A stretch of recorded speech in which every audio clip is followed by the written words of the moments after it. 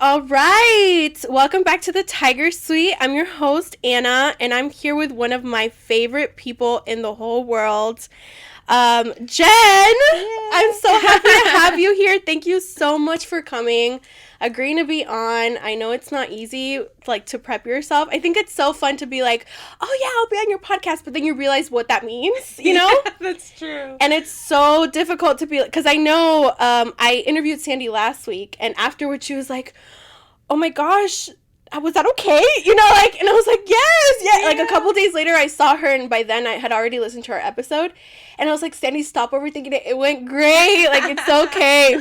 It's so natural for us to be like, did I say it right? Yeah, like, you go home and you, like, sit on, like, conversation that you just had, and you're like, oh my gosh, people are gonna hear this, you know? It could be a little scary. So please introduce yourself, your name, your age, where you're from originally. That way we kind of get a feel for you. Yeah, absolutely. Well, my name is Jennifer. I am 35 years old, and I'm from Chicago, but live in Northwest Indiana now. Yes. And Jen, I want to ask everyone this because you're in my Tiger Suite, Yes. and it's my glam room in my house. What does your Tiger Suite look like? So, my Tiger Suite, it actually isn't a place, but it's a notebook. Ooh. So every time where I feel like my life is transitioning, the notebook sees it first. Ooh, Because wow. I like the planning process. Like, I live in the planning process. So I'm like, okay, well, if I want to make this change, how do I get there? Yeah. So it's like, okay, what do I do? What do I need to do? And then it's also like laying it all out there. So I feel like the notebook has seen it all. Has I like the love that. tears, has all the things, because those are my game plan essentially to that next chapter of my life.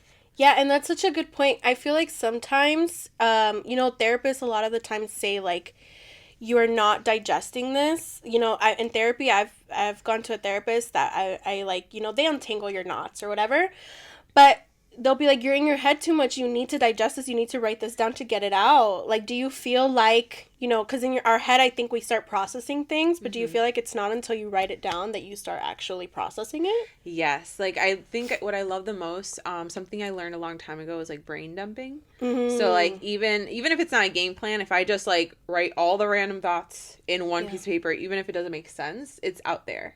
And so then I don't live in like this more like chaos in my brain. Yeah. I have anxiety, so like in general, it will kind of untangle those knots. That is such a good point, because I do feel like when I have sat down to digest or, like you said, game plan in a journal, I do feel like, ooh, like I can breathe again, like it, or sometimes like if I'm having a month where I haven't like written down all my bills or like how I usually do, because I try to be disciplined with like having an Excel sheet. That way that week I'm not forgetful or something doesn't pass me. But when I don't do that, I'm like, oh my gosh, what am I gonna do? And I have to write it down, and once I do, I'm like, oh, like it was not that big of a deal. You know what I mean? It reminds me of like when you're in a pool and you're scared to swim, you're like, I can't do it. And then you walk up and you're like, oh, it's like this. It's like 1 foot Shallow. Yeah. Like, oh, it's not that bad. Yeah, like that's how I feel. It's like putting it down on paper. I'm like, okay, this is not it. No matter what, it could feel daunting or it could feel really scary.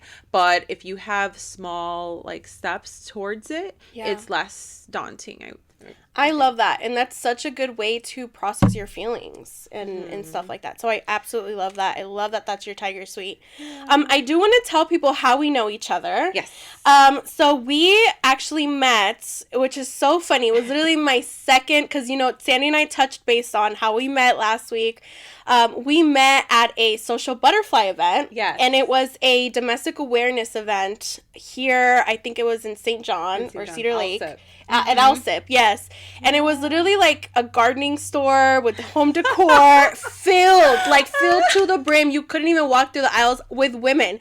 And it was like a domestic awareness fundraiser kind of thing. Yeah. And I showed up. It was my second event, and I didn't want to go. I was telling Sandy, like, I was not one to show up up to events like this by myself. Like, I always had to have a friend. Okay. And I showed up by myself, and I finally find Sandy, because, again, it's like this sea of women, and she's with Jen. So I got to meet Jen in a store, like, legitimately, and we got to know each other, and we have just seen each other at different events and hung out separately, like, a ton of times. So, but what's funny, okay, I have to say this, Jen. What is so funny, so in our group, there's so many Jennifers, there's so many Jessicas, and I don't know why. Like, I don't know. I don't know why my head, like, just correlated that Jen was Puerto Rican. I literally was just like, one day we were waiting for Jen to show up, and she got really, really nice, pretty hair, right? I don't know what got into me that I was telling Sandy, like, oh, Jen is coming. She's like, which Jen? I was like, Puerto Rican Jen. And so Jen shows up, and this is my birthday party. Jen shows up, and, you know, we're all getting, you know, a bunch of it was like friend mixing. So I was like, oh, yeah, Jen, aren't you from Puerto Rico? She was like, no, girl, I'm Mexican and Guatemalan. I was like, are you sure? So now it's just stuck. Like, she is Puerto Rican Jen. Like, anytime I'm like, Puerto Rican Jen, Sandy's like, Puerto Rican Jen! I'm like, yeah. I'll be like, yeah? It is the funniest thing. Puerto Rican Jen. I love it. I love it. It's stuck. And she could probably lie about it at this point. Like, yeah, I'm from Puerto Rico, girl. Like, it's definitely the curly hair, which is actually the Guatemalan side. Yeah, I love it. I love it. So funny. So, Jen, again, thank you so much for being here. I do want to start by asking you, what is something people usually assume about you that isn't actually true? Thinking here. Something... Well, so this is, I don't know if everyone thinks this, and, like, I didn't know, but someone did recently tell me that they felt intimidated by me. Interesting. And it's so funny because for me, we view ourselves so differently, right? Maybe than other people see us. But I always feel like I strive to be this very kind, gentle person where you can come to me and feel very warm. And that's literally what you give. And I hope, like, that's, like, what, like, if people have, like, life purpose, that is part of my purpose, because that's just, it, you know, more about, like, what my career is about and all that. So that's something just personal. Yeah. And so when someone told me that, I was like, am I intimidating? I'm like, I don't even, like, because I don't want to be intimidating to any extent, because, yeah, you think of, like, intimidation as more of, like, a negative factor. Yeah. And some people like it for power, so that, and to each their own. Yeah. But for me, I would never want anyone to feel uncomfortable around me. Right. So I don't know if at that day I was just very, like, loud, and it might have felt like a lot to someone or something. That is such a good point. Yeah. So it could have been that. I have no clue, but I hope that it's not. But I'm definitely not. I feel like I'm very gentle, and I'm very, like, definitely so warm. Like, literally, I think, like, if a stranger walked in, like, and they started talking to you, like, immediately they'd be like, oh, I'm safe here. You know what I mean? Yeah, like, yes. And I think that's what I always want to achieve, because I think that's how I want to be received with other people. Like, I want to also feel that with you. Yeah. Like, I want to feel very comfortable, because sometimes I could be very shy. Yeah. Like, I'm comfortable when I'm comfortable, and then I can be really loud. Yeah. It's really nice. Like, when you're finally in your element kind of thing. Yeah. And so I think me being very loud is something very new in my life, because I just, like, I think I wanted to bring the softer side so it can be amplified. Yeah. I remember, so when I used to live in Florida, in Miami, for a short period of time, and we got a dog, a German Shepherd. And if anyone has German Shepherds, high energy dog, so high energy. You need the discipline of training them. And we went to several trainers. We're like, we need to, like, because we're just trying to figure out the right one, you know, all these things. And so the training is not about the dog. It is about you. And so I always remember this one thing the trainer said. She's like, right now, you're like this. You're this tiny. And she only met me for like 10 minutes. And I was like, her diagnosing you. Rating you for filth.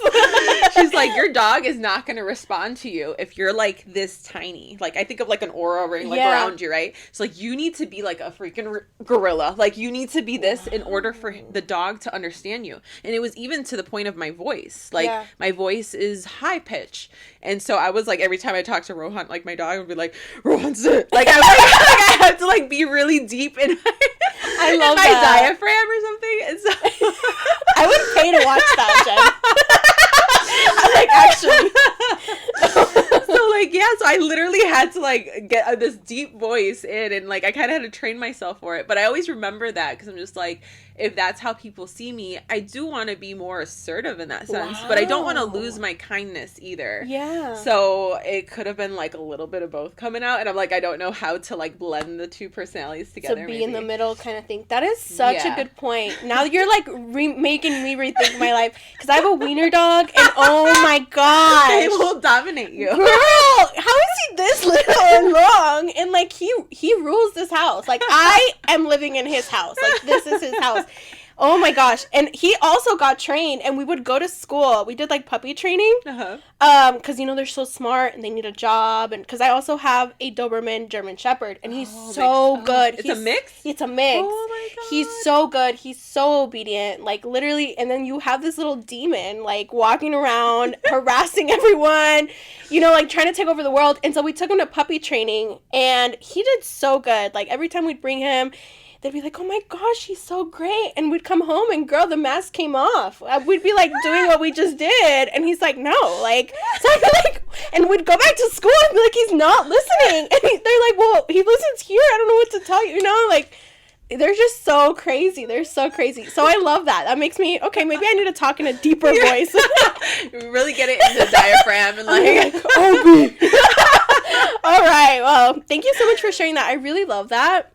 And it's such a good point. Like, I also think that when I was younger, I don't know what it was about my voice. I don't know if it was like middle child syndrome, that I would talk very loudly. Yeah. And, you know, I would have some people occasionally be like, you're talking really loud. And, you know, and I don't know if that's happened to you, but that would make me be like, okay, well, I'm going to shut up now. Like, I'm never going to speak again. You know, like. Yeah. Like, a little self-conscious. Yeah. Like damn, am I annoying? Like, am I doing too much? I had a mentor growing up. I was like, it was a scholarship, like a business scholarship or something. And so I would talk with a mentor every month.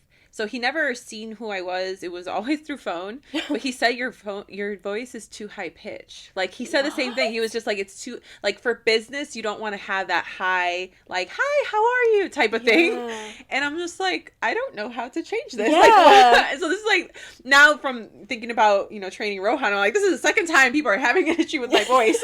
Like, what is the problem? Like, what is it? But yeah, I do remember that too, of just like I don't know, people just don't like it. It doesn't seem, I don't know, it doesn't sound like confident or something. I don't know. Yeah, and like the point of you saying like, oh, I don't know if it's, maybe I came off as intimidating because I'm loud, and, you know, I'm like, you're taking up space. And I do think that sometimes, because I think I'm also the same way. I mean, we come up to each other like, hey, you know, like when we see each other in public, we're like, oh my gosh, you know, like, and we probably do draw attention, you know? Yeah. And I do think a lot of people do get, because I too have been called intimidating, or they thought, you know, something different of me, which made me, as well, like you did, like, be like, what? You know, I've never heard, or I've never thought about this about myself. Yeah.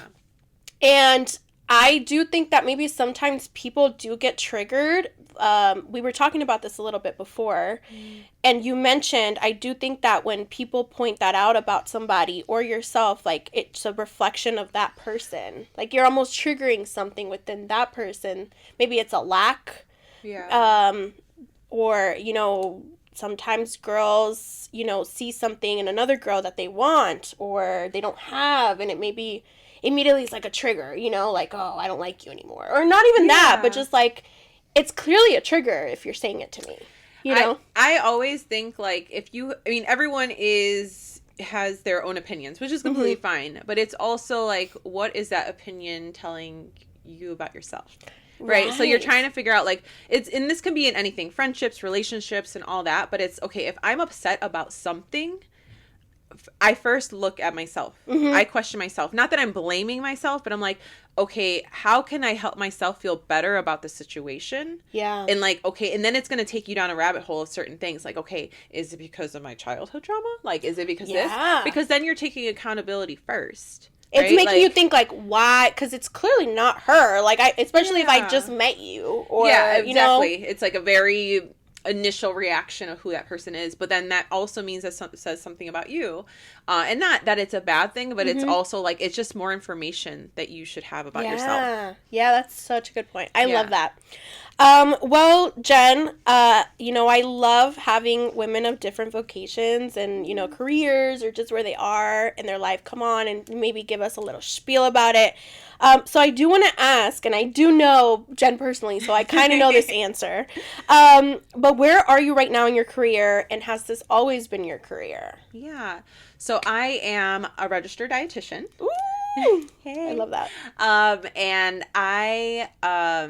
And so currently my role is a farmers market coordinator. Mm-hmm. So I oversee and work alongside farmers market managers, but also food access programming. Mm-hmm. And so this is all very new to me in terms of nutrition realm. So being a dietitian and then also nutrition counseling even before my current job.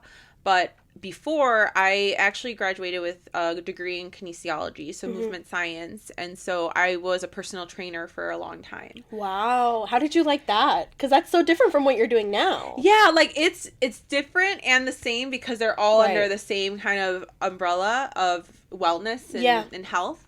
I loved personal training. It's like I am a very fidgety person. I love moving. I love, you know, and it also is really great for my mental health. That's kind of how I started it. And so, like, I think in general, the personal training was phenomenal in the period that I was in my life. I think that was a big part of it. I was younger. I mean, I think I started when I was like 23, 24. So it's almost like 10 years ago. Yeah, 10 years. And so I really, I enjoyed it. I loved meeting all the people that I met. I started training when I lived in Miami. And I feel like before I moved there, I felt like that was like the mecca of personal training. Yeah, that's definitely. Like your movement, you know, whatever. But I learned everything I knew there. And so when I came back to Chicago, I started personal training. Like I had my own business after that. Okay. And so it was different. I liked it rather than me working under a gym. It was me putting my own prices, me putting my own hours and all that stuff. And I realized how many of my friends trusted me in their own journey, which was really great. And just having really tough conversations about body image and movement. And then that's kind of how nutrition kind of came in to play, because I think a lot of the times people think, well, my personal trainer can kind of talk to me about nutrition, which really isn't the case. I mean, it depends what type of training that trainer has had. Right. But I did have a little bit more background of it. I did try to blend the two together, but I felt like I still didn't have enough information. I didn't know enough about nutrition, and I think it was more the psychological component of nutrition. So a lot of people, I think, can think about nutrition where okay, well, what's the meal plan? I need to have, what should I eat? Yeah. But it's so much more than that, because there's just a psychological component to it. There's more of, well, how is this going to make me feel? Or is it going to get me to the goal that I have? But that's all something that should be talked about more. And so that's kind of how I got into nutrition. So I kind of took that step back from personal training to then have nutrition come into my life. And that's such a good point, the way that you mentioned the psychology part of it, because I mean, I have had a personal trainer. I've had 2 personal trainers in the last 2 years. And actually in December I came to you because I was kind of at a standstill with my trainer. Not that anything was wrong with her. I just think that we were aligned and now we weren't, only because, again, nothing against her, but I think the discipline aspect in the winter is really difficult for me. Getting up, things like that. And she was very no, girl, you have to get up. And I'm I can't get up. I genuinely cannot get out of bed. And it almost started this guilt tripping, and that just does not work for me. Making me run or make a physical punishment in terms of you're gonna run, whatever, or you're gonna go hard tomorrow, that doesn't work for me. It's never worked for me. I mean, when I was a child in school, if my class was bad or did something.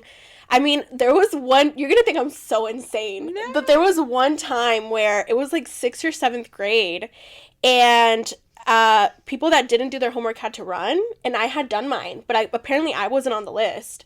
And so, then they were running, like, it was one of those, like, punishment, like, burpees, you know, like, suicides, like, and I was like, I'm not doing this. So I literally told the coach, I was like, I did my homework. And he was like, well, you're not on the list. I don't know what to tell you.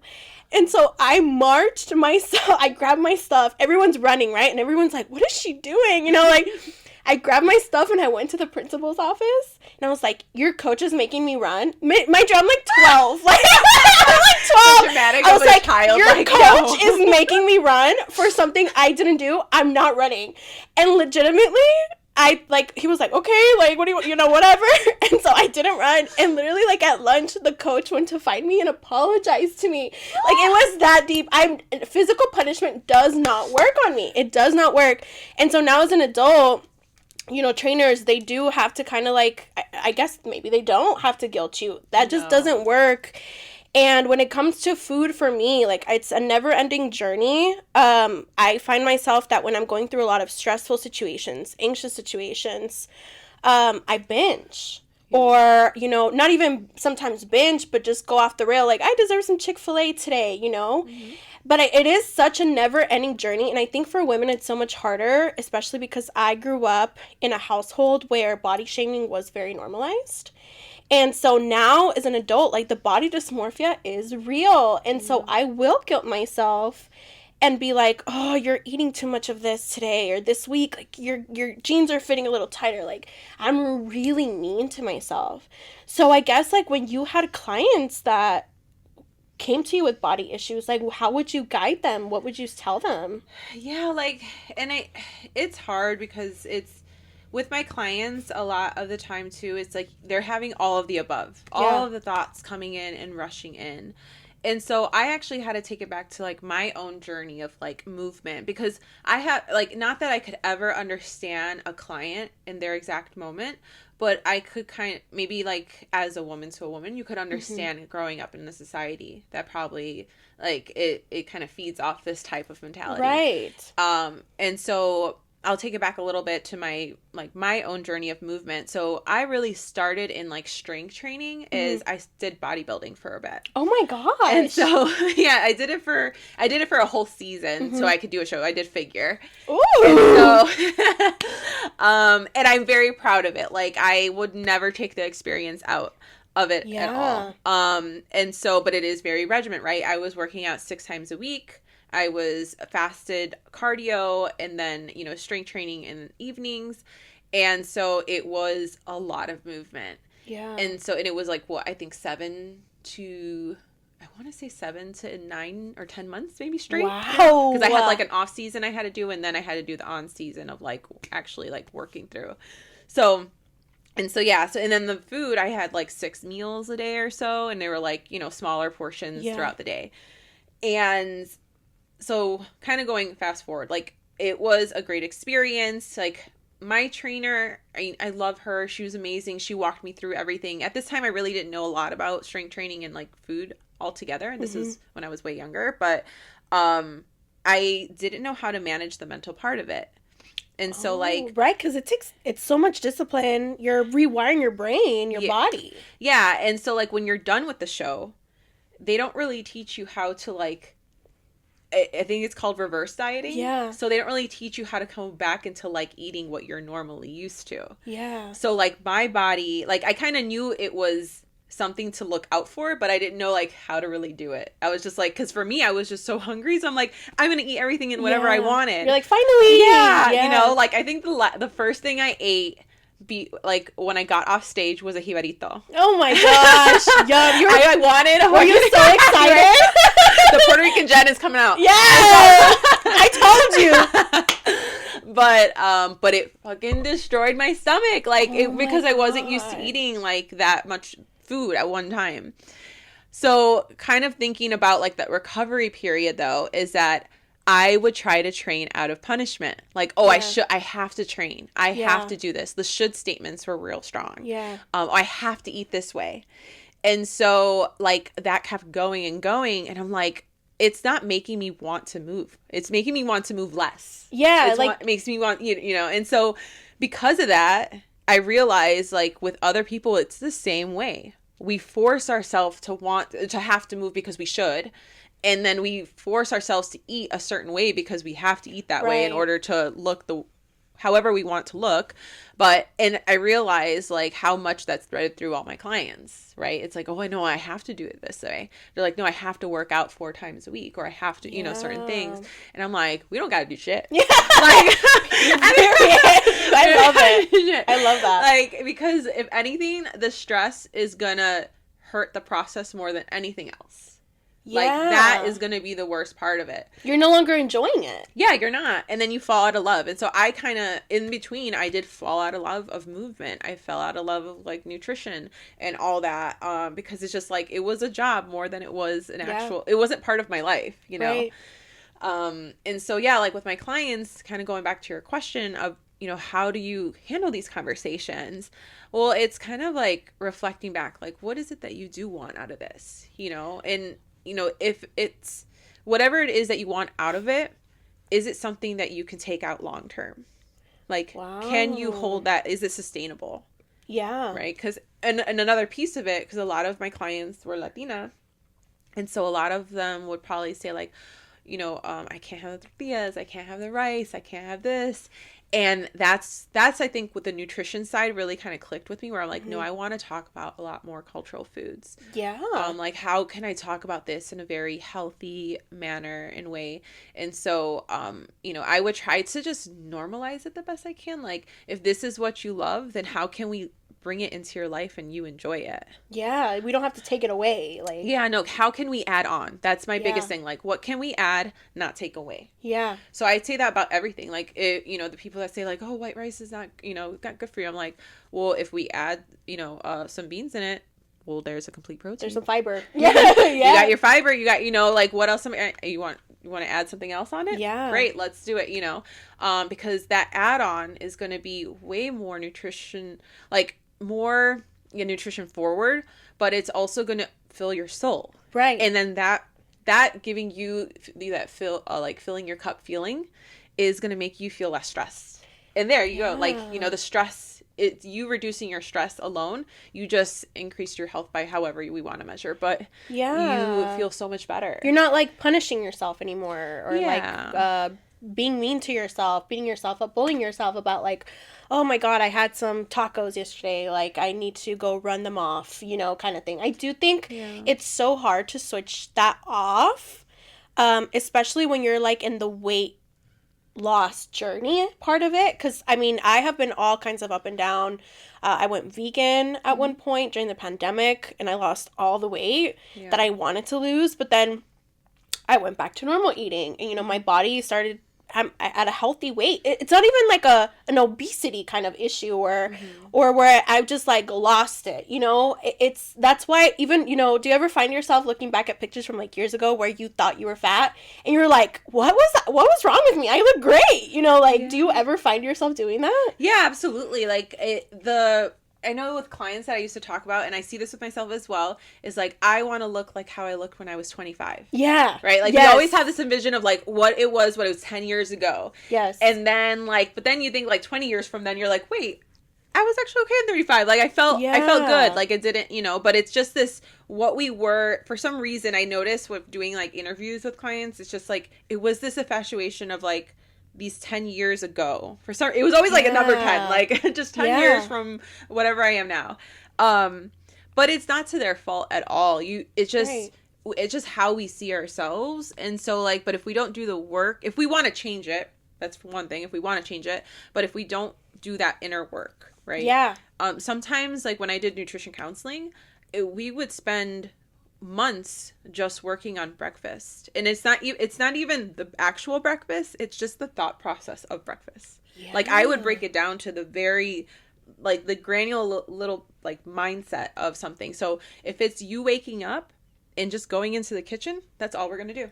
Wow. Like, that's how small I took it, because just that transition can be so daunting. Yeah. So how could I ever expect someone to be like, no, you need to have 2 eggs, this, that, whatever, you know, because. And, like, expect for that switch to just be turned on immediately. Yeah. Yeah. So it could be that small, but so mighty. Like, those little small things. Because then you start to question, like, well, you know, why was this so hard for me? You know, because then you start getting used to certain things. Yeah. And then you also notice it's like, it is what your body needs. Like, that's that warmer transition into something else in your life, whether that's food, whether that's movement. But, you know, that's why the mentality of like, you have to go harder, you got to do this, you got to go from 0 to 100. It doesn't, maybe it could work for other people. Right. Not that it doesn't. But I find with whether it's my clients or just people I know, it doesn't work. The typical woman. Yeah. I have heard as well, like it just dressing yourself up, like, and to go to the gym and just sitting in the parking lot. You don't even have to go inside. It's like just creating the habit of, like, getting up, getting dressed and going. It's exactly that. And then going home, you know, because it is difficult, like, especially in the winter. Like, I have a treadmill and I have a 25-pound dumbbells, you know, and I have a bench, you know, and that's what I do in the winter because I cannot get myself to go to the gym, but I want to move my body because I have found, you know, it's not even about, oh, I got to lose weight, I got to get buff. It's the fact that how do I feel after I move my body? Like, even if it's just like yoga on the TV and then doing it on my rug, you know, kind of thing, I feel so much better mentally. And so that to me tells me, like, oh, this doesn't even have to be so that I can fit in these jeans from 10 years ago. It's just so that I can feel good, you know? So I think for me, training myself to be like, no, girl, we're doing this because, like, you had a shitty day and, like, this does make you feel better. You know, that definitely helps me a lot. It helps me with consistency at this point, especially in such a high-stress job. So I love that. I completely love that. I know that you have helped me a lot in the conversations that we have spoken about when it comes to food, because I have come to Jen and been like, dude, like, I feel like a bum because I can't get up for the gym. And you were like, no, girl, like, you know, like, yeah, your body needs the rest too, right? Yeah. If we're such like go, our body is always at stress. And unfortunately, I know it's hard, like, movement of those, some people's like, no, I love to run to get my mind de-stressed and all that. No, movement is a stressor. Like, it is a stressor. So it's taking a toll on your body. Yeah, it's still taking a toll on your body. And so, but it also is really great for our health. So it's, what do you like to do so that if gym isn't your jam, that is completely fine. Like, no one has to feel like they have to go to an actual gym. But is it dancing? Is it going on hikes? Is it, you know, just something else out of the ordinary? Yeah. That was one thing I found often, that people's like, no, I have to go to a commercial gym. Wow. And I was like, you don't have to do that. You could do anything else. Like, absolutely anything. Literally any jumping jack stroll. Like, go walk a lap in your backyard. Like, I just, you know, once we remove these, like, should statements or, like, I have to do it this way, then you open up a lot of other options, you know. And then even with food, a lot of it is very black and white too. Like, we think about the morality of food. And so there was an exercise I always like to take clients through, is that, so we have, like, good, like, what we think is good and bad, right, with food. So this is that morality piece of it. And so, but could we practice, like, kind of, I guess, naming out adjectives of what you think this food is? So rather than, like, say, for example, I don't know, you tell me a food that you think, like, if you had thought, like, good and bad or something like that. Like Wingstop. Okay, Wingstop. Right. Okay. So what are adjectives that you could describe wings? Filling, protein heavy, spicy, but sometimes a thought that does come to my head is, like, high calorie, like, you know? Yeah. The sauce. Right? Yeah. Like, so those are, like, your thoughts coming through in, like, free flow, right? And so what I do with a lot of clients is that, okay, well, can you describe what it is? Like, is it crunchy? Ooh. Is it spicy? Is it sweet? Is it, you know, tingling in your mouth if it's, you know, spicy or anything like that? So I ask them to kind of describe adjectives and what it is, as opposed to what we perceive it to be. Oh. Because then if you continue to do that with all the foods, then you take out what we, like, the perception of it, and you see other things about it. You're, like, talking about the facts rather than the facts. It's kind of like, you know, what is it to you? Because you know, maybe you really like crunchy food. Like that's like your texture. Yeah. Like a lot of people like chips and they like to like crunch Yes. on it and texture. Yes. And so you're like, oh wait, sometimes wings could be a little crunchy because of how it's like fried or whatever. But that could be a fun experience. Right. Right. And so then it kind of gets you it gets your thought process changing a little bit about it. That. So if you continue to do that, then you kind of see all the different things. It's kind of like you were doing affirmations and, you know, you're looking in the mirror and you're like, well, my hair is curly, my hair is dark brown, you know, rather than me thinking like, oh my God, it's frizzy or this or that, you kind of change the way that you see it, regardless if it's yourself body image wise or a food. I absolutely love that. Yeah. Okay, so you're now in this new career because you're not personal training anymore, like you mentioned. What pushed you to make that change? Like, what pushed you out of what you were doing? Yeah, I really think that the change came from my clients' personal training.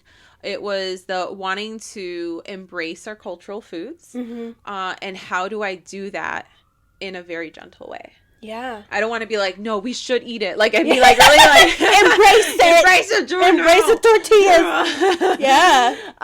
But I wanted to do it in a way where, like, it felt safe to do that. It felt, like, empowering.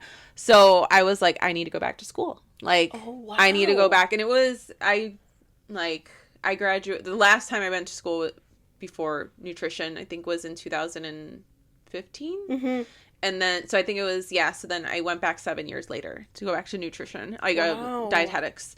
And so because I didn't know everything. And like, I only knew, I had a certificate in nutrition, like a nutrition coach, but it still didn't hit the spot for me. You wanted to know more. I wanted to know more, yeah. And I wanted to know the most up-to-date science, and all that. And so I always say like nutrition school did radicalize me a little bit. Wow. Because it did, like, it's like, no, I want to eat this and I want to eat that. And I, like, we should eat this. Because before it was very much like, what can't I eat? But it's, now there's just, like, all my dietetic friends now are just like, oh, here you go. We're fighting the good fight. Like, I love if someone tells me that they don't want to eat this because X, Y, Z, I'm like, oh. It's like triggering. You have to fight yourself to mind your business. And so it did, because like, I am on the side of like, I'm gonna eat what I eat, and because it's gonna make me happy, and that's it. But it's, I understand that's not everyone's journey, but I think that's how it radicalized me in a way, like, where I'm just like, no, I can see the beauty in every single food that there is in the world. I love that. And that's so hard nowadays. It's hard. Especially because we are in a culture right now, I feel like, where it's like so much of our food is processed. We have like so many, and I think I don't think it's necessarily a bad thing. I think it's just like, these influencers, they're calling it like MAHA. Oh yeah. Like make America healthy again kind of thing. And I don't think it's a negative thing because, they pushed all these companies, like the chip companies, to like take Red 40 out. But I do think that, like, I find myself being a little crunchy, like crunchy granola girl. I literally just learned what that was, like, not too long ago. Or like an almond mom. An almond mom, yeah. I didn't know what that was for sure. And I was like, what are these granola moms, where they're like, no candy for my child, kind of thing. But I do think, like how you said, I think that puts a really big negative connotation on things that we do enjoy. Like, what if I just want some M&Ms, girl? I just want some hot chips. Yeah, like give me the hot Cheetos. Like, how, now that you're talking about, how you see food in a different way, how do you see food that's like processed or that, has caused, or, they say it caused cancer or caused so many issues? You have to have bags and bags and packets of sugar in this to be able to have what they're saying or claiming that, like, it would every cause. single day, that's all every single day, that's all your meals, like breakfast, lunch, and dinner, and snack. Like, in a realistic world, I don't see that happening necessarily, because our body can't function in that way. Yeah. And so I have a hard time thinking that that's going to be someone's breakfast, lunch, and dinner, or, like, they're going to have this and, those certain foods. And so if it's a small part of your diet as a whole, then I don't see it causing the harm. Now, there are different eating requirements for different people. If you have, if you're living with diabetes, or if you're living with high blood pressure and all that, it's a different story.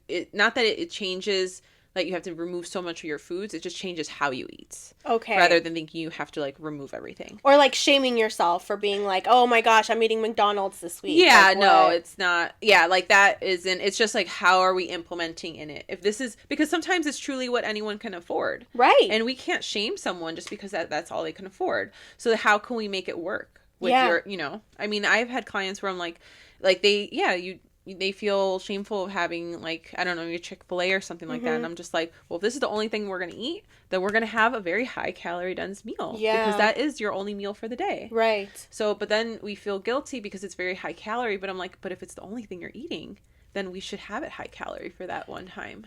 Right. So it kind of changes your way of thinking because you're like, wait, yeah, like if that's my only meal because I'm on the run and that's just how my lifestyle is, then maybe I'll just have that. It doesn't mean you're going to have it forever. It's just like, let's just kind of have your body get used to you having food sometimes. Like, because it's just a lot of like maybe some of the stories that I hear, it's just like we're running around and maybe the only time we have a true meal is dinner. Yeah. So I mean, sometimes that's me. Sometimes I literally do not eat until 5 p.m. And I'm like, I can't do that. Like, I cannot do that to myself. It's hard. Like it's hard for our body to function that way. But it's also, it's like, again, we can't go 0 to 100. So if all you have time for is that one corner store that you need to go to, like if it's Chick-fil-A down the corner, you need to get that, let's get that. Let's get our body used to having that food in, and then we can change it up when you're used to like being able to set out the time for it. Yeah. Right? Because then we can open up the having the fiber, having the protein, having the carbs that you need and the good fats in your body, but it takes time. Yeah. But before that, sometimes it's hard that we're, you know, guilting ourselves because we're like, oh, I shouldn't be eating this. And like, well, let's try it. Like, how about if we did accept it? Like, now it's like you're eating it, but now you're less stressed. Right. And I there's food in my body. Like, you know, like my body has something to like work off of. I think for me specifically, I have ADHD. I think we can relate a lot on that. Mm-hmm. I have ADHD, and sometimes when I know I need to eat, I know I have to eat some breakfast, and like I cannot bring myself to eat. Even though the kitchen is right there, or I packed my lunch for work, I physically cannot bring myself to go warm my food up or go make that sandwich, you know? So I put it off until I get hangry. And then, you know, now I'm only eating until 5 p.m. And now I've deprived my entire my body in the entire day of food, of like nutritious food. And, you know, and I expect it to like be a machine. How do you manage your eating with ADHD? And can you tell us a little bit about your ADHD diagnosis? Yeah, absolutely. So with me, I don't know if it's like because of the training I do have in school, like I've always like, my husband always says he's like, you're like the biggest snacker I know. Like I will always have a snack, like whatever it is. And so I've just gotten so used to having like it around me, but I think that's what it is. It's just like having access to it. Yeah. So I always remember I had one client all the time. I had them create a snack box at their table.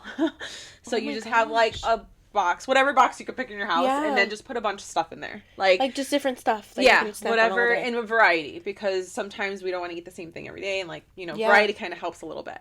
But yeah, and so like having something always nearby and easy, like whether it's opening it up, twisting the cap, like it could be that granular. Yeah, is like that can help you like introduce that new habit of eating something. Right? I love that. I absolutely love that. And you know what? That is such a good point, because I snack. Like I literally, my husband Peyton the other day, we went to Aldi to, you know, do our grocery shopping. And throughout the week, I have found that we are snackers, just like, and he has severe ADHD. God bless that man. We are snackers, and sometimes like I do just want like a little cheese plate with like crackers, and you know, at Aldi they sell like one with like cheese and literally like raisins and peanuts. And sometimes I'm like, that's all I want to eat today, you know, or like at this time for breakfast. So that's such a good point. And that's something I had read recently, that when it comes to snacks in that way, is that because it's familiar, and it's secure, like it feels safe, those types of food actually are like, that's what kind of holds us together. Yeah. So that's a lot, even with like we think of like Doritos or any even like chain foods too, like McDonald's or whatever.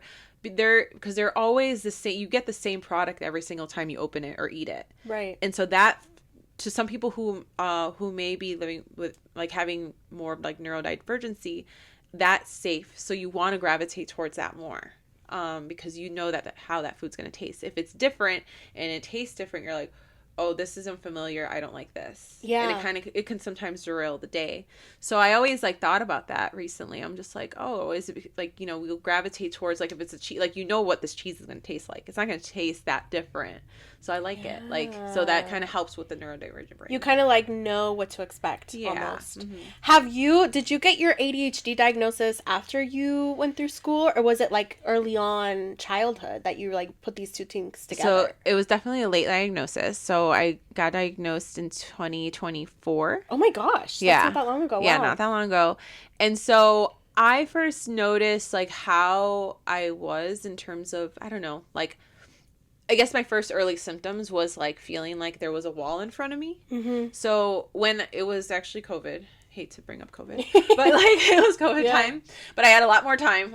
Yeah, right. But that's like when I kind of started my personal training business, but I wanted to do all these things. I wanted to like record videos and do this, but every time it came to like having to record the video or I'm just like, this doesn't make sense. I should want to do this because this is my own thing, but I had a wall up every single time. And I was like, why do I have this like paralysis? And I just thought, I said I was lazy. I was like, you just don't want to do this. Like, just all the things that you probably shouldn't say to yourself. Yeah. I get that. And so then fast forward to 2024. So when I graduated from school and then I got my first job out was nutrition counseling, it was so hard for me to chart. Like writing in general, I was like, I can't, like, you can't bring yourself to do it. Yeah. The wall came up again.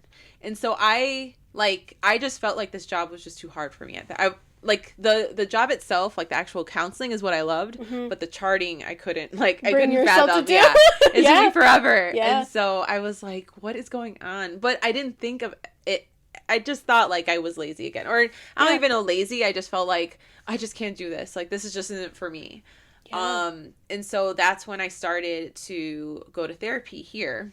I've been in therapy since like 2014 or so, but I started back again when I moved to Northwest Indiana. And so my therapist looks at me and she's just like, have you ever thought about ADHD? And I was like, girl, what? I was like,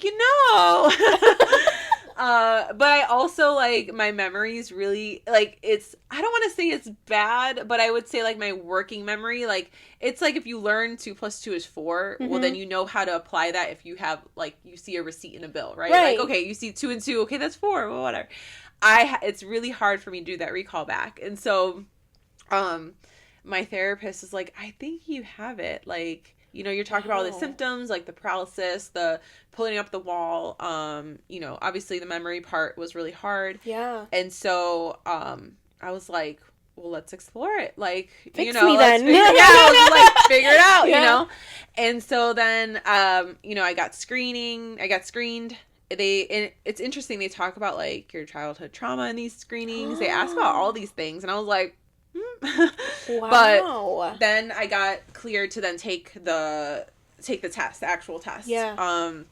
And so after that, then I was diagnosed, and so there was a clarity to it. I will say, like, I was like, okay, because I was at one point. I was like, if this doesn't come out like that, I do have it, then there's something else wrong. Like, with what me. is wrong then? Yeah, like I'm like, oh, like I kind of. But then when I do it, I was like, okay, it validated how I felt my entire life, especially as a child. Like I realized how much I've masked my entire life because masking is really tiring, and I'm also a very tired person in general. So like. Even as a child, my nickname was like Sleepy Girl, like literally as in grammar school. And so I was like, this makes all the sense. Like I was just masking my entire life because it's just exhausting to just not be who you are. Yeah. And that is such a good point. So I believe my mom just got diagnosed because they say you get it from your parents. I don't know how it's true genetic, that is. Yeah. My dad has also severe, like, I see them in action. I'm like, what is happening? You know, like, he'll start one project and then he'll bounce to this one. And then I'm just like, what is going on? So my mom just got recently diagnosed like a year ago. And she was, you know, Mexican parents, and mental health and diagnosis don't really exist or blend. But I was like, Mom, no, you have it, girl. Like, please go confirm it.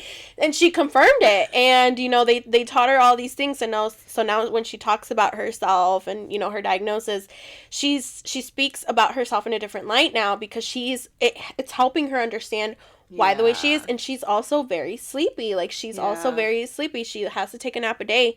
But my little brother, he was the first one of us to get diagnosed, like, officially. Interesting. I think it all, because my sister has it, I definitely have it. I've never, like, really sat down with a doctor per se, but, like, you, a therapist, was like, no, girl, I think you know, you definitely have the symptoms. But my brother is the only one of us that actually got medicated for it. And he said that it does help, you know, all these things. Then there was, like, a shortage on the medication, so now he's exploring other options. But I have felt that, like, as I have grown older, and even as a woman, I think it affects us differently than it affects men. Yeah. And I think there is a big negative connotation when it comes to women, because, you know, we're supposed to be on and we're supposed to be this and that. And but I have felt like it has affected me in so many different areas. Like, you at work, I'll literally look at a task that it's so easy, it's gonna take me 10 minutes to do, and I literally put it off until I can't anymore. Or, you know, throughout the day, where I am just like, I have to do this now. Like, you know, I'm getting towards the end of the day. Like, I have to do this. And I will power through and, you know, do it. And I'll be like, why that did it take me? This was real. Yeah, like, the adrenaline rush. Yeah, of, like, the adrenaline. I'm like better almost, like, when I'm under that pressure, you know. But it's so true. And I am an ADHD cleaner. Oh, yeah. Like, I will clean and I will move stuff, and then the next day my husband's like, hey, where are my glasses? Or like, where are my car keys? And I'm just like, that is a really good question. That's not my problem, though. You know, like, you're gonna have to go look for them, because I don't know. And, you know, sometimes he gets frustrated because he's like, oh my gosh, you clean and you move stuff and you don't know where you put it. And so it really does affect me to my detriment in so many ways. But I'm so afraid to get medicated. I'm so afraid, because previously in, like, my college years, I was on antidepressants, I was on anxiety medication, and they did not work for me. Yeah. Or when they did work, because, you know, a lot of people will be like, when they're on antidepressants, they're like, oh, I feel fine. And then they get off their antidepressants and they're like, no, you know, that's when it works, girl. You're not fine. Get back on them. I felt like it truly changed my personality in so many ways. Are you medicated? I'm not. Oh my gosh. So how do you go about your raw dogging life? Seriously, how do you go about, like, trying to maintain it? So I think it's how my therapist approached it. Okay. Because she didn't off the bat also. She wasn't like, you have to be on medication. Because my therapist is a talk therapist. She's not the psychologist that diagnosed me. Oh, so, okay. Yeah, so they had to send me the psychologist in the clinic. And so she was kind of there to be like, okay, well, what do you want to do? You know? And so I am also on a family planning journey. So I never thought that I wanted to be on medication for ADHD, because I would have to get off of it either way once I become pregnant. Oh, wow. And so, like, you can't be on it. And so I'm just like, and knowing me of, like, the highs and lows of feeling, because how I got diagnosed first, I guess I didn't mention this before, is that I was first diagnosed with mild depression. Mm-hmm. And because I was very gloomy and this and that. And then, like, I have the diagnosis from anxiety, which was a while ago. But those are symptoms to ADHD. Like, you were blowing my mind. Yeah, so it's not, like, this is how my therapist described it. I don't know if it's everyone's story, but it's just, like, the depression, it always reminded me of the SNL skit of, like, depression and all that. I don't know if you're like, but, oh my god. But yeah, like, the depression and anxiety, all of those are because, like, we didn't get help at a young age. And so it's coming out in other avenues in our life, and certain, like, how we're coping. Yeah. So, like, if we did get medicated, or if we did get help, whether it's talk therapy or anything else, would we have gotten other symptoms like depression and anxiety? So those, like, there's symptoms to the actual diagnosis itself. It's not the other way around. That is insane. Yeah. I have never heard it be broke down like that, because it does, like, give off, like, a light bulb in my head, because it does make a lot of sense. If you don't have the tools, yeah, ADHD is not just, like, this is ADHD and this is what it's going to do to you. I feel like it's a huge spectrum, and it does affect us very differently. Like I said, my mom has to take naps. Like, she has to go to sleep. I'm not that way. I know my little brother is very different. My sister's very different. So, like, when we talk and we're, like, all sitting down, like, like, diagnosing each other, or, like, you know what I mean? Like, we all kind of are like, yeah, oh my gosh, I do that. But then there's things that do pop up where I'm like, no, girl, I don't do that. So it is kind of crazy to feel validated, especially, I know for me, like, when I first went in to get diagnosed for depression and anxiety, because I got diagnosed with both at the same time, I felt so validated, because at that point, I think I got diagnosed when I was like 14 or 15. Okay. And at that point, like I said, my parents, I grew up in a household where, like, I was just labeled the drama queen, like, oh my god, she's so dramatic, or, I was very emotional. Like, I didn't know how to handle my emotions, so I was always, like, very big with my emotions, or I had a huge imagination when it came to emotions, so I was a lot. Like, I was a lot to handle, and so when I got through the puberty stage where, we get to this very difficult 14, 15. I feel like as a woman, 14 and 15 is so difficult. Mm-hmm. You feel ugly, you're going through all these changes. But emotionally wise, like, I felt like when I finally went to therapy and got validated, I kind of looked at my mom like, girl, you tried gaslighting me. Like, it's your fault. No. But, like, no. It was kind of like a relief. Like, I am not crazy. Like, I knew it. I knew this was not normal. And I feel like when you do hear a professional tell you, like, no, girl, like, you definitely have this. Yeah, it feels relieving. It feels relieving. You feel seen. You feel like, oh, my God, I have finally figured this issue out. Like, I kind of can understand myself in a better light, because I do feel like when and I do think we all got a little something of something, like, I don't think if someone is walking around with nothing wrong with them, neurotypical brain, girl, like, oh my gosh, I cannot fathom, like, it would take away my sexy. You know what? I'm glad you said that, because that's something that right now is what I'm working on. Like, like, I don't know how in therapy when you talked about it, with ADHD, but, like, did you immediately go into, okay, well then how do I work with this? Like, what do I do to kind of make this go, feel better or something? Definitely. Like, I was kind of like, what can I do to kind of fix it? Yeah, like, what can I do to fix it? Literally. Yeah. And then now my therapist kind of twisted it for me, like, recently, and she's just like, so how about if you just embrace it? And, like, kind of like how you're saying, like, no, this is how I'm sexy or whatever. Yeah. Right? But, like, yeah, like, how about if I just don't do anything? I mean, I do the things that maybe to help me, like, continue my life and all that stuff. But other than that, the quirkiness that I feel self-conscious about, how about if I just keep it there? Yeah. Like, if I am a little awkwardly social, then it is what it is. Then it is what it is. Like, yeah, 100%. Like, no, literally. That is such a good way to put it. I remember, it's funny that you mention it. It wasn't on the topic of, like, my diagnosis or anything, but I remember going to therapy, and my therapist, I was trying to tell her, probably something that I was going through, like an issue about, because I am talk therapy definitely does not work for me anymore, because I'm way too self-aware. To the point where, that's like, ADHD. Yes, like, I walk in there and I'm like, I know what's wrong with me, girl. I just maybe need to talk about it with you. Like, the therapists don't really know what to do with me anymore. So maybe I need to go to a psychologist, or somatic therapy. I'm, like, also exploring those avenues. But I remember I was telling her, because I'm someone that needs to know the answer. Like, why am I this way? Why do these things, or personality traits or repetitive patterns that I'm doing, why am I this way? Can we get to the root of it? Like, to hypnotize me or something. Yeah. And she literally looked at me and was like, Anna, would it matter if you know the answer? Like, would it change anything for you? And I literally sat back like, damn, girl, like, I guess not. That's like one question. Yeah. Like, she was like, would it matter if you knew why you were the way that you were? Would it change anything for you? Yeah. And I literally was like, no. it wouldn't. So, like, that is such a good way to put it. Like, embrace it. Like, Yeah. this is just how we're wired, and it is what it is. It could be worse, you know? I mean, yeah. I mean, for me, I'm like, I have a husband, so like, girl, not everything is wrong with me.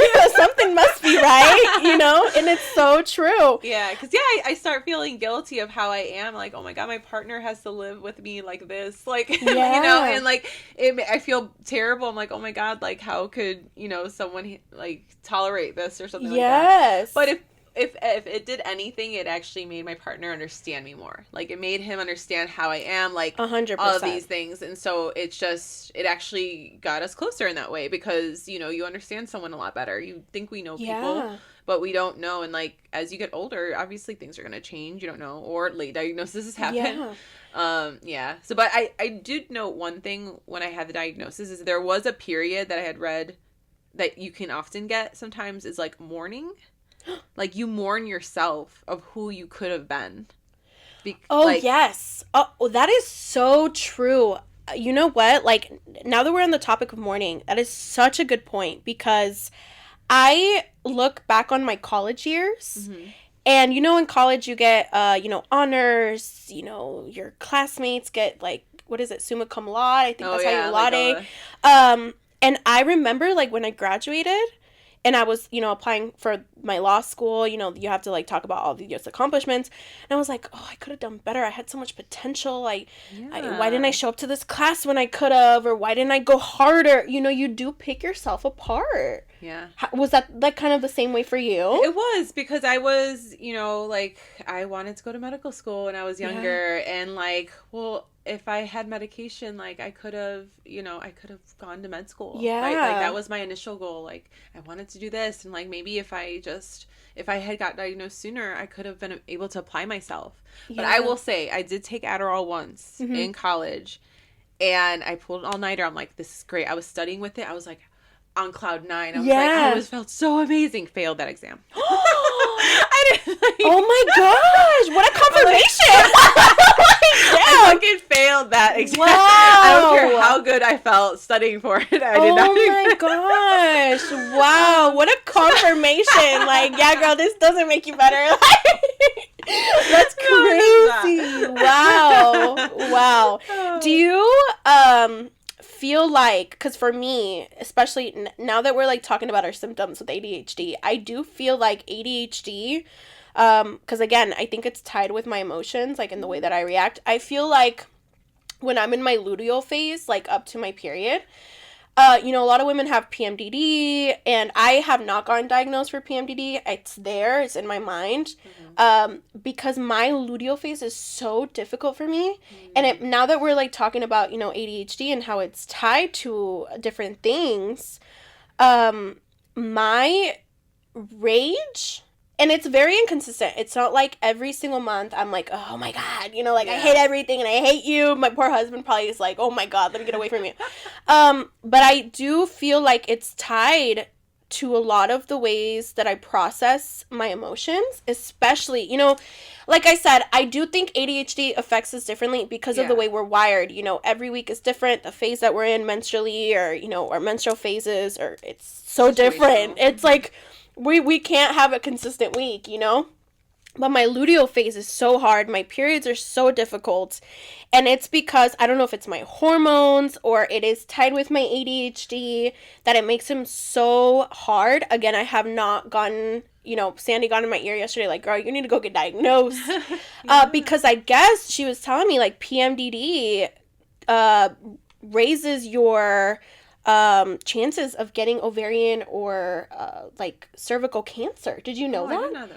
I don't know how. Again, I need to go talk to a doctor, but it's kind of crazy how it affects us women differently. I mean, it's a lot of, like, I could imagine inflammation if you live a high stress life as well. Like, it kind of just all encompasses everything. Yeah. Like, I could see that happening, but I don't know exactly, like, the science behind it or anything.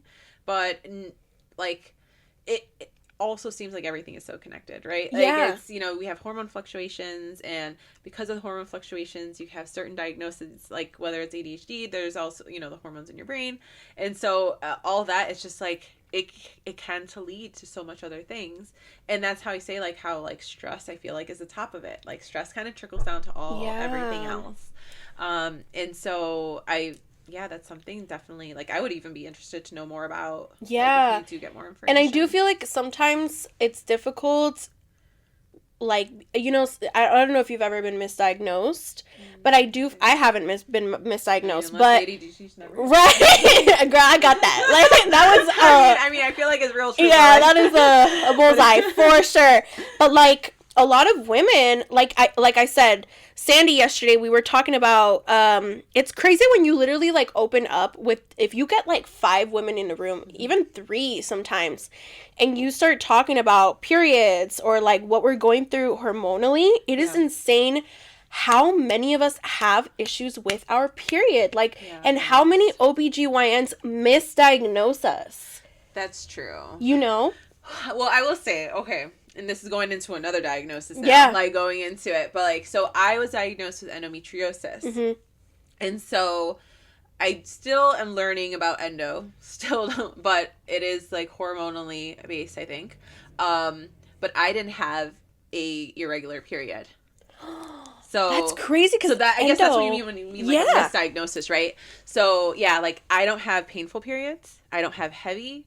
Maybe the first 2 days, but I always thought that was typical. Yeah. I didn't, no cramping, no nothing, like, 0. Very normal periods. Yeah, normal everything. And so, so then when it came time for, like, family planning, I was like, oh, this is fine. Like, naively. Like, I was like, I don't have, I work out. You're a healthy person. Yeah, like, and then, like, nothing. Like, it was something, it was just really hard in the beginning. And so I didn't understand. They did find a polyp. And so they removed the polyp. And I'm like, okay, this is it. The polyp was the reason. And then still nothing. And I'm like, wow. I don't know. And so they had originally thought it was, like, something was wrong with my fallopian tube. And that's why. And so I guess I was misdiagnosed once because they thought there was, like, I had something else in my fallopian tube and that wasn't it. But it's just they didn't have the right imaging. So they couldn't see it. And so then they're like, well, the only way to know if there was something else that's wrong is that if we have to do, like, a lap surgery. Laparoscopy, like, I can't even say the word, but lap.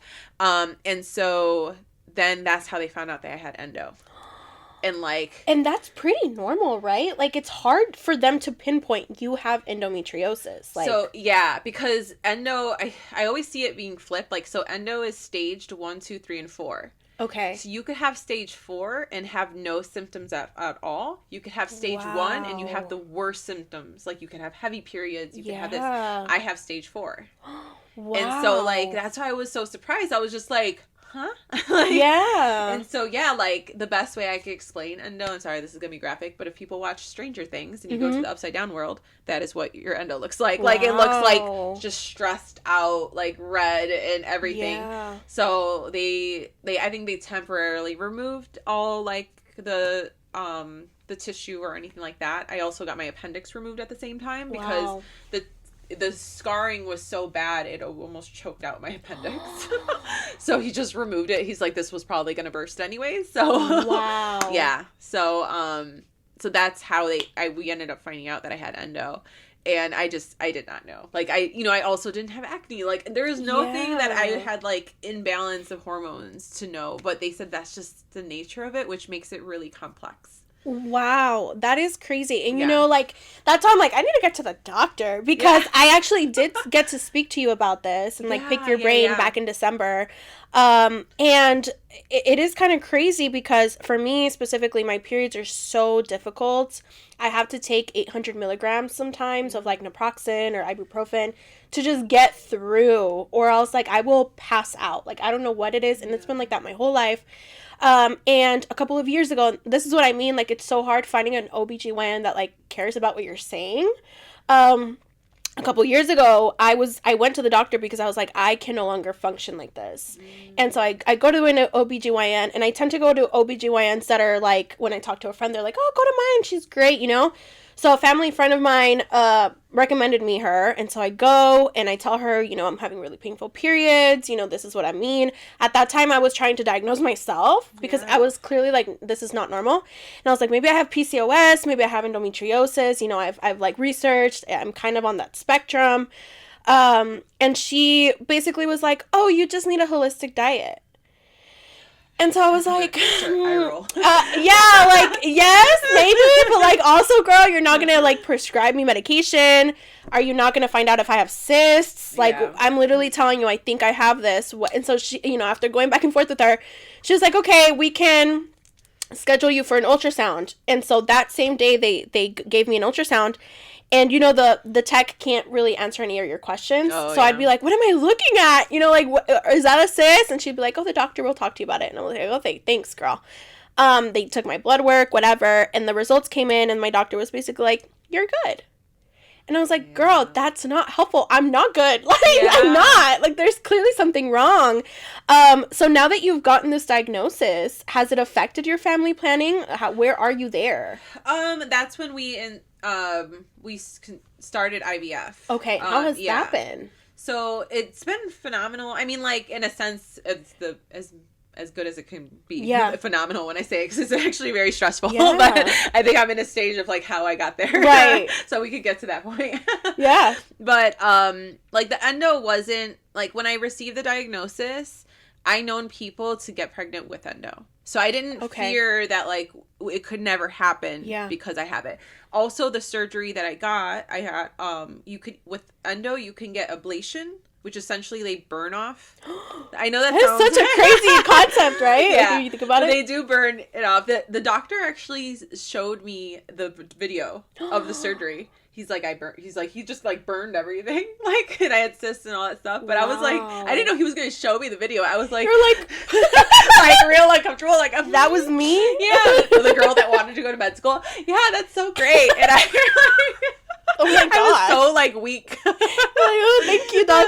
Thank you. He's like, yeah, that was your appendix. I'm like, oh my God. But part of me was like, this is so cool. But... But also you were like, wait, this is my body. Yeah. Right? Oh my gosh. So, that's insane. Yeah. So, I mean, if anything, it showed me a lot. Like, it made a lot of sense. I also have eczema, which is, like, you know, you think about, like, the autoimmune disease and all that stuff. So, everything kind of clicked when I said I had endo. But when taking it back to IVF, I was prepared. I was like, all right, this is one step closer to us getting to our end goal. And so, I knew IVF was going to be tough. Yeah. Like, you know, I've spoke to people, all the things. But IVF in general, it's like, but everyone's journey is so different in it because you don't know, like, some people have, like low eggs or, you know, other things. And so for me, it was endo. And so I had to approach it differently. But it was the mental part of it, I think. Like, for me, it's how am I going to preoccupy myself? Like, because I'm a person that will be like, you know, when we were trying to family plan before IVF even came into picture, I'm like, okay, we are, you know, 10 days out from my period and I'm counting each in the calendar and I'm doing that every single day. Oh my gosh. So it's like a mental toll of me. Like, I don't want this to be my life. Yeah. Like, I don't want to have to go online and be like, okay, well, I'm post X amount of days. When should I take the pregnancy test? Like, right. And I knew that was going to happen though, like with IVF, if I didn't find something. So like my therapist and I came out with a plan of like, well, let's figure out what you can, you know, what else you can do to kind of preoccupy yourself. So I try to, how I categorize it, like, how am I going to manage it mentally? Yeah. How am I going to manage it physically? And how am I going to manage it, I said, wait, what did I say? Mentally, physically, emotionally? And emotionally, yeah. And so the emotional part, I'm like, okay, I need my support system. Yeah. So, you know, for the most part, I'm a pretty private person. But I was like, I need to tell my friends. I need to tell my family. Because if something goes wrong, like, especially because I had so many surgeries before I even started IVF, I'm like, we have to tell our family. Like, we have to tell our friends. Because if something, God forbid, something happens under, you know, the table, if you're having surgery, like, we can't just be like, well, Jen had this, and then she's now not responding. Like, right. That's such a good point. So I wanted my like support system.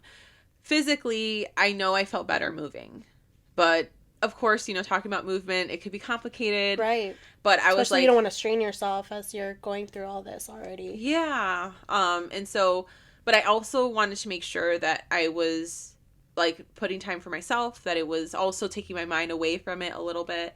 And so I started pole dancing. Oh my gosh. Which is super, super pole fun. Pole dancing is so fun. It's wow. so fun. And it was something that was new. It doesn't feel like a workout so much because you're just trying to figure out a new skill. Like, yeah, right. It's not like, oh, I have to do push-ups and do 10 of them and whatever. Yeah. It's like you're trying to figure out how to maneuver yourself on this pole. Right. And like hold yourself up, and yes, definitely. And they do like flirty dancing too, so I'll do that. Oh my god, that's so feminine. Like, what a good way to be like in your body as a girl. Wow. Yeah, it was weird at first because I was like, how am I going to go? Like, they're like, okay, touch your knee, go up this, and I'm just like, all right, it's cool. A little uncomfy. Yeah. But after a while, I'm like, hell yes. Like, I touch myself. Period. How long have you been doing this? Since January. Oh my gosh. So, yeah, it's been great. I can now go on the pole for at least 30 seconds. So, like, wow. That's a long time. Yeah. So, that one kind of taking the physical part, and then the mental part is, like, self-accountability. Mm-hmm. So, like, I have my support system. I have, my outlet with movement. But who's going to be with me when it's 3 a.m. and I'm just up in my thoughts? Yeah, spiraling. Like, spiraling, right? And so I had to have accountability with myself that I'm going to hold myself down too. Like, I can't expect my support, even though they do, I can't expect all of it to come from them. Yeah, right. So that was, like, how I entered IVF. And then my therapist, of course, she's there. Right.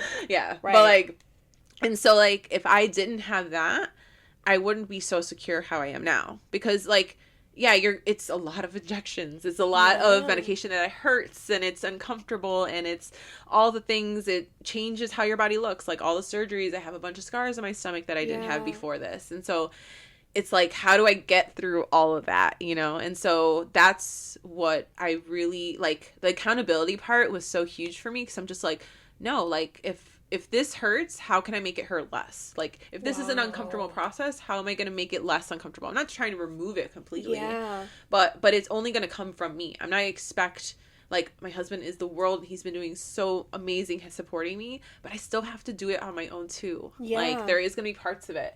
And so that's why I went and I signed up for the pole dancing class. I went, I did all these things. You were so intentional with the process. Yeah. Wow. Because I just heard so many things with IVF, and I didn't want it to change who I am either. Like, you don't want to lose yourself in the process. Yeah, I don't. And, like, it's only going to stress me out more anyways. Yeah. Like, so then why, why have to put myself through that? It's only going to, and the whole thing with IVF is, like, you're not stressed. You cannot be stressed, right? And so at the end of the day, it's like, yeah, you have to support yourself. Yeah, physically, because we're going through these 3 different stages that you've kind of sectioned yourself out of.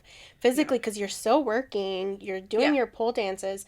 How do you think you have had to change, like, your lifestyle in that sense? Like, has it been a drastic change, or have you tried to, like, go with the flow? I'm still going to live my normal life, because you just said you can't stress your body so much. Yeah, that's true. Well, it was a transition, I will say, like, having to go to pole, like, I had dedicated 3 days a week to going, and so that was kind of, like, difficult, because I do like just going out on the couch and just watching TV. Rotting. I love it. And so it was like, oh man, I have to leave the house, like, and I have to go, but I was like, you know what, it's gonna be fun. And every single time after the class, I know it's gonna, like, I'm gonna have so much fun, right?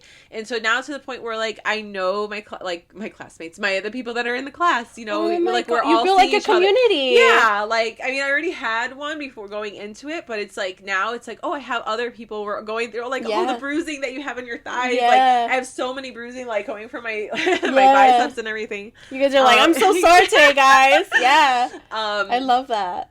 So that was a transition, but I knew that was only going to help me. But I also gave myself grace. Like, if it was storming, like, in January, we had, like, a few bad days. I was like, okay, I'm not going to go. Like, I'm not going to drive. And that's okay, too, And I still simultaneously work out at my house. So, like, I'll have, I was doing, like, a strength training program, too. And so I just balanced it. And to the point where I didn't think, and this is kind of going back into our movement conversation, is like I didn't think about what it was going to do to my body, like in terms of changing it. I'm just like, I'm doing this because it's helping, it's supporting me for IVF. Like I had another purpose that didn't, like that I wasn't thinking about my physical look. Yeah. When it comes to like whether it was like weight loss or something like that, it was purely to support me through IVF.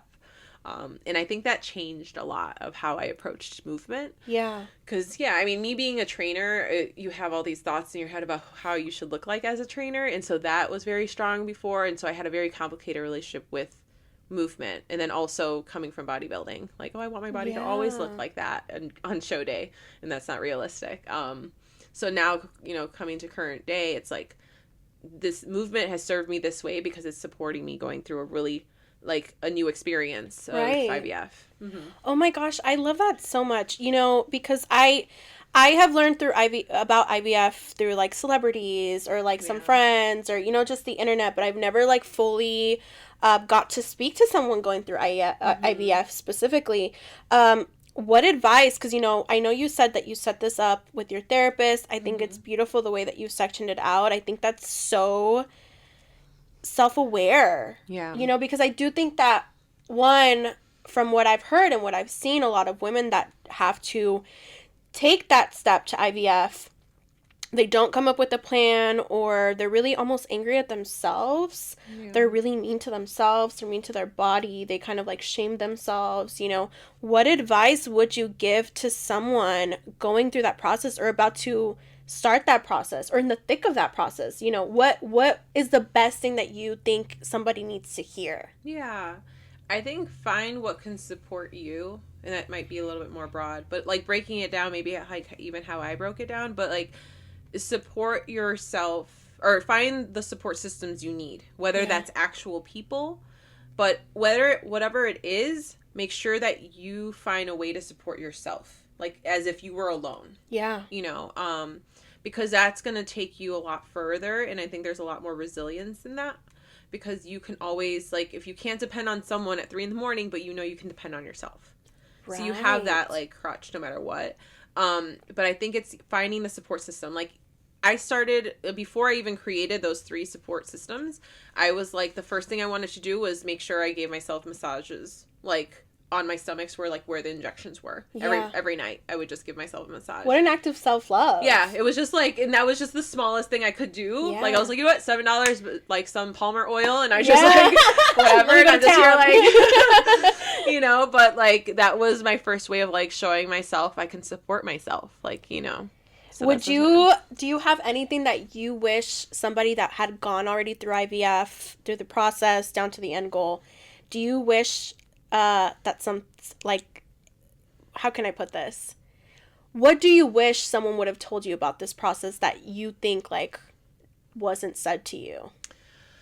So what I did get from IVF, and I still appreciate everyone that has helped me along the journey, is like how difficult it is, how painful it is. That was like the first things I ever heard of. So going in, you're already defeated. Yeah. Right? Because everyone's just like, it's really hard, buckle up. Like, you know? Like, thanks. Yeah, I'm like, what everyone kept telling me was that it's painful and it's hard and this and that, which I appreciate, like, but I kind of already knew it, you know? Yeah. But no one told me because of the systems in place, it can be really empowering. Like, when you have the right system in place, I'm not saying that it's the most amazing experience in the world, because it's not. But it can be if you make it that way.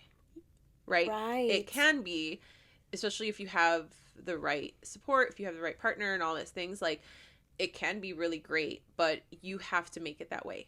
No one can make it like that for you.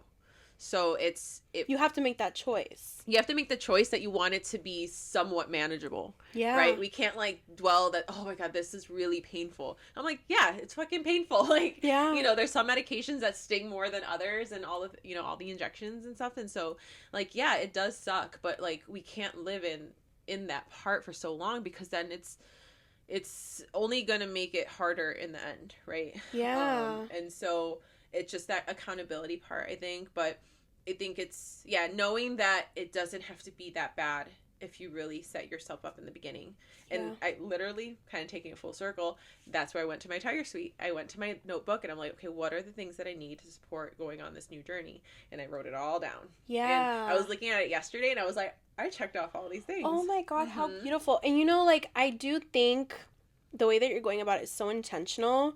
Not that anyone that goes through IVF, it's an intentional process. Yeah, no, you know, it's like a choice. It's like you have to do it. I wish there was another way. Yeah.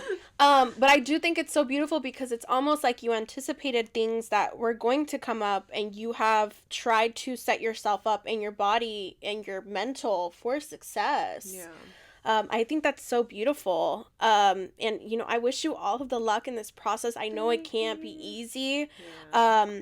So, like, I commend you, truly, because I do think that the as a woman, I think we have so much pressure when it comes to our body and, like, you know, when it doesn't function, I think it could be really difficult for us not to pick ourselves apart. Yeah. And I think you've done a beautiful way of dealing with anything that could come up. It's almost like you anticipated, like, I know this is going to come up. This is going to come up. Yeah. Let me make a plan for what I'm going to do when that comes up. Because I know, you know, we're not perfect. How do you manage your bad days? Because I can assume, like, you probably have a day where you're maybe defeated or you're over it, you know? Yeah. Oh, yeah. And I think that the stage of where I'm at with IVF right now, I'm kind of like, because the particular medication I'm taking, it builds under your skin. And so it makes my skin hard over it. And I'm like if I sit wrong or something. So I'm kind of like, it almost. yeah. But I think it's like how I think of life is that you're collecting tools. Yeah. Right. And so I'm just picking out the right tool that I learned and then using that to like, not, I don't want to say fix, but to alleviate some of the things that I'm feeling in that moment. So like if I'm feeling really defeated, maybe it's just me binge watching a show. Or if I'm feeling like really blah, but I don't want to do anything too drastic, maybe I can just take a small walk around in my backyard. Yeah. It doesn't even have to be outside somewhere. Like it could be just in my backyard somewhere safe. But I'm taking the tool that I think that could fix it or to like alleviate it and then applying that. Because we have it. We have all the tools. Right. Or we're in the process of learning the tool, but like we have it. We just kind of have to figure out how to apply it in that different way. Would you say that like you don't let yourself get to a dark place? I will say like I don't know, I feel like the last time I felt like I was in a dark place was right before my ADHD diagnosis. Okay. So like that, so I don't know, like I haven't felt that place since then, but I don't know if it's because I took the time with my therapist to talk through it. Yeah. And now it's like I know how to navigate if I do. Like if I'm feeling really low, I think it's more, this is probably what I've been doing more because I try not to cry. I think this is like me never seeing my mom cry. And so like I really try not to cry. I let myself just let the emotions run. So like I let it out. Like I cry, even if it feels really uncomfortable. Yeah. And then I feel like even a little bit better. You release. Yeah, I just release it. Like it doesn't, and it doesn't, if you don't want it to be in front of people, that's fine. You don't have to. But like just release the emotion. Yeah. Like release whatever the hell it is. Right. And it makes it feel so much better. Because you're not storing it up. It's almost like you're letting yourself process, your body at least process what you're going through. Yeah. That was like a homework I had for 1 week with my therapist. She's like, every time you feel it, just do it. Yeah. And I was like, this is weird. This is like, this is weird to just cry. Yeah. And have you, with your ADHD diagnosis, like we said, there's such a spectrum and it's so different for everyone. I think it's beautiful that like you have stayed consistent, it sounds like, at least with like how you're going about things. Like you're not, you have the tools on how to go about something, even if it's like how you said, binging a TV show. It's almost like when I ask, like, do you ever let yourself get to a dark place? It doesn't seem that way because you have the tools to not let you get back into that dark place. I actually realized this, I think not too long ago. I'm just like, I haven't felt that sad since then, but it showed me how much work I put in. Like, in it. Oh, yeah. So I like, now I put so much work in it where now I'm like, oh, maybe I should just accept how I am. Like, Yeah. because it could be exhausting. Like, I think I read so many ADHD books, and I was like, I don't want to read this anymore. Yeah, like this, Yeah. where am I going with this? Yeah.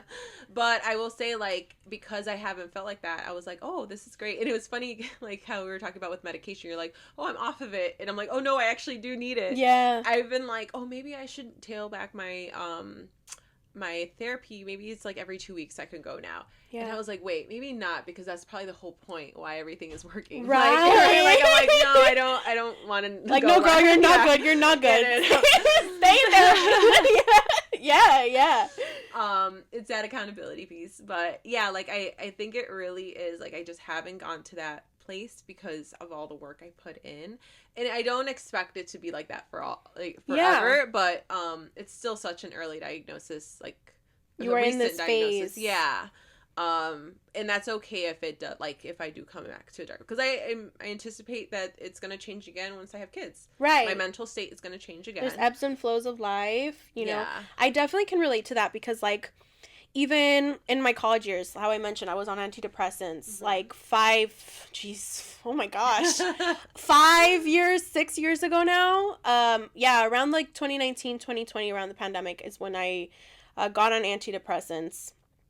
And I feel like the way that I managed and went through things and processed things when I was 19, 20 years old is so different from how I manage and process things now. Like, you know, sometimes I'd let the depression win, or, you know, and I literally would, like, spiral or lose it, or go through episodes where I could not, like I said, like, there was a point where I had to text a professor of mine because I legitimately could not get out of bed. And I literally had to tell her, like, hey, I just got diagnosed with depression. I think it was like my first week of antidepressants. And if you've ever been on an antidepressant, it's so difficult, because the first week it almost like pulls you deeper into a hole, but it's like not normal.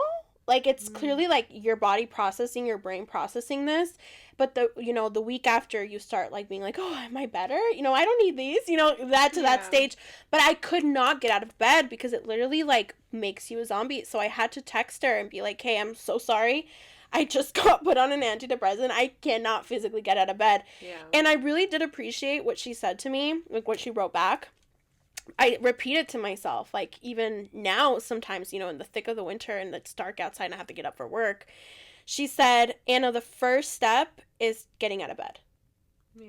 Or is something along those lines, you know? Is like, one step, like, whatever it is. The hardest part is getting up. Like, literally, that's the hardest part, just getting up.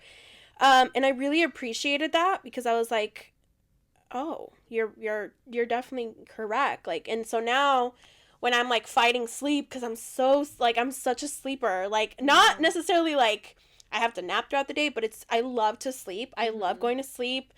I will sleep in as much as I can on the weekends. So when I have to get up at 6 a.m, I am, like, physically fighting myself. Like, for the first hour, I might, like, lose my job, you know, Yeah. So I do feel like now at this age, I process things so differently than when I did. And I feel like in 10 years, like, I will process things differently than I do now.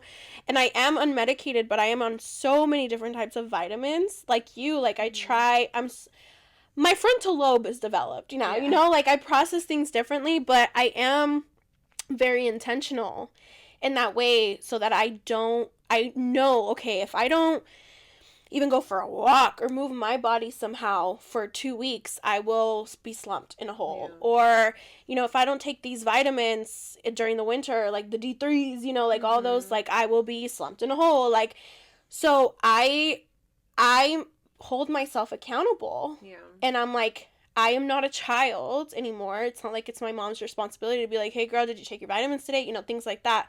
I feel like I'm at an age where I have to be accountable for myself and know that if you don't do these things, like, you are going to get back there, and you're the one that let yourself get back there, girl, because you didn't want to be consistent with things that you know you should. Yeah. And in the winter, I try not to be so mean to myself now. Like I said, like, I was intentional a winter ago, 2025, I think this winter, and I told my husband this the other day, and I told Sandy this on the episode, this is probably the first winter where it did not kick my ass. Like, I feel like I won, you know? And it's because I know what I needed. I needed to hang out with my friends somewhere, not be such a homebody. I needed to move my body. If I know that I cannot get up in the morning or even at night when it's so cold outside to go to the gym, let me invest in a treadmill. Let me invest in some weights so I'm still moving my body and I'm still feeling that relief afterwards. Even if it's in the comfort of my home, like, I'm finding things that work for me. That way I don't let myself get back there. Because now I'm at an accountable age where, like, I am in charge of myself. I can't put it on Peyton and be like, oh, you know, like, fix me. That's not his problem, you know? So I do think that's beautiful. I think, you know, even with ADHD, sometimes it's hard to have discipline. And in general, this is not to say that accountability is like, you should do this, like, you know, the should statements, like, it's a very hard place to get to. It's not easy. It's not easy. And it's an ebbs and flow. It's an ebbs and flow. And you know, we can accept that it ebbs and flows too. Like, it's not going to be perfect in any instance. Right. And like, whatever journey it is, whether it's accountability in your own routines, accountability in IVF, accountability in all those things, it's not to like pressure you to be like, you know, these journeys can be so beautiful, because sometimes they're just not fucking beautiful. They're not. They're ugly. ugly. They're so ugly, and they're so hard, and everyone's, you know, journeys are so different.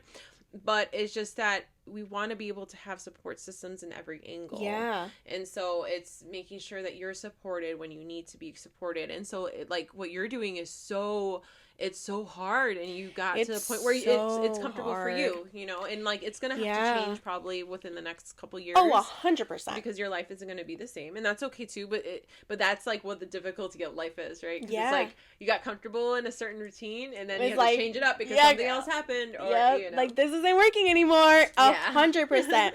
100%. And I mean, like, every single year, like, again, this winter is probably the one that I finally figured it out, but the next one might look different. It might be tougher, it might be easier, you know, it's just an ebbs and flows of life. But I do think that I have found, like, what works for me. But like you said, and maybe I mean, I have had really difficult years where I just did not care. Like, I just wanted to let myself rest or feel, or there's nothing wrong with that. I think it's just like, you know, my mom, very young, we had a really, like, hard conversation. I was, like, in the thick of a very difficult depressive episode. And I could see the light at the end of the tunnel. And, you know, she'd be like, girl, I'm standing here at the end of the tunnel waiting for you, but I can't pull you. Like, you've got to pull yourself. You've got to be the one that pulls yourself out of this hole. I can sit here and speak life into you and show you how beautiful life is and, you know, show you all these things, but, like, you're gonna have to be the one that wants it. I can't want it for you. Yeah. And I think once I figured that out, once I stopped blaming other people or situations or things that I was going through, like, I stopped blaming my depression on them and started looking internally, digging, like, what childhood trauma caused this, or what is it about me? And girl, that ADHD, I'm telling you, like, that diagnosis, or this makes so much more sense. Yes, it's like, it does help you understand yourself a little bit more, and it helps you give yourself grace, because I think that's the whole point. Like, I have been trying to be very intentional with how I speak to myself, because I think we are our own enemies. And it's so hard. I go through ebbs and flows. Like, there'll be a year where I just love myself. Like, I love myself, and then something happens and I stop taking care of myself because life happens, you know? And I'm just like, oh, I hate myself again, or why don't I like my reflection? So it's an ebbs and flow, but I think it's like, once you have that year, that season, where you find yourself, you know, having a formula that works, and you're like, oh wait, this is life changing, and you feel this change, even when you go to that low part again, or, you know, life happens, you know that there's something that works that you can go back to and refine for where you are now. Yeah, and it's like being flexible. I think flexibility is really important. Yeah, for sure. Jen, I so want to thank you for being here. Yeah. I do want to ask you one more question. Yes. And this is kind of like a ooh question. What version of you had to die for this version to exist? So I think this is very on brand of what we're talking about. Yeah. The version that relied on people.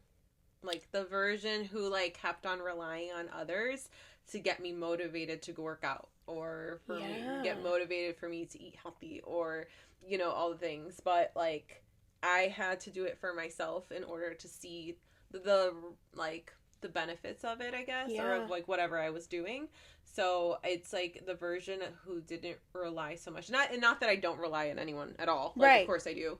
But like it's just not if I wanted to see change within myself, I can't expect other people to like keep me accountable for it. Like, because there was at one point where I just felt like I waited for someone to push me rather than me pushing myself. Yeah. So I would say that had to die.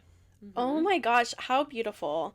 Yeah. I want to thank you so much for just sitting here and being so vulnerable. I know like some of the topics that we went over are not easy, especially, this journey that you're on. But I really want to thank you for just even sitting here giving me the time of day and to talk about this. Oh my goodness. I feel like we talk about these things like in our interactions, like, like we'll have our check-ins or like, what's going on with you at work and stuff. But I think when we get deep, it's like so helpful. And I feel like it's going to help so many other people like have an insight on so many different things. So thank you so much for stepping into my tiger suite. I hope it's not the last time I have you here. So yeah, we have another episode coming out next Thursday. Thank you for listening. Thank you, Jen. You're amazing. You're amazing. I hope that it does, like, anyone that's going through IVF, it's a beast of an experience, but we can make it in its own way that's going to be helpful for us as we go through it, and then hopefully it helps with anyone with ADHD too, and career change and all the things. Yes. But thank you so much for the space. I really appreciate it. Thank you so much, Jen.